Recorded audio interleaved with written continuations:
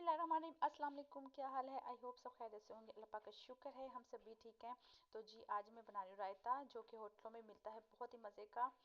जैसे कि आपको पता है सर्दियों में पुदीना नहीं होता, और मतलब हरा धनिया तो होता है लेकिन पुदीना नहीं होता। लेकिन जब भी हम किसी होटल में जाते हैं ना, तो उधर वो जीरे का इतना मज़ेदार रायता होता है कि उधर बड़े मज़े का लगता है। तो सिंपली आपने जो दही है ना उसको फेंट लेना अच्छे से। अच्छा, वो जब दही हमारे पास होती है ना, तो वो अगर उसे नहीं ना फेंटते तो वो अजीब सी उसकी लुक आती है। अगर आप इस तरह से को फेंट लेंगे ना, तो माशाल्लाह से फिर बड़ी प्यारी लुक आएगी। और इतना ज़्यादा कुछ नहीं होता, बस छोटी छोटी सी चीज़ें होती हैं। अगर आप उधर गौर करें ना, जो खाना बनाते हैं तो उसे फ़ौरन समझ जाते हैं कि इसमें क्या बना मिला हुआ है।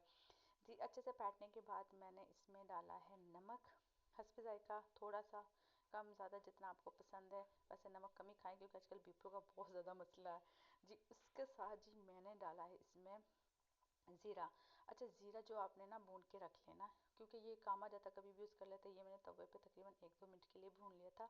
भुना हुआ ज़ीरा जब हम खाते हैं ना, तो इसमें वो कच्चापन नहीं होता, ये खाने में बहुत मज़ेदार होता है। सबसे आपको पता है इसका इतना फ़ायदा है कि आपको जो मैदा पेट है वो बहुत अच्छा रहता है। मैदा बहुत अच्छा काम करता है, बहुत ही टेस्टी होता है।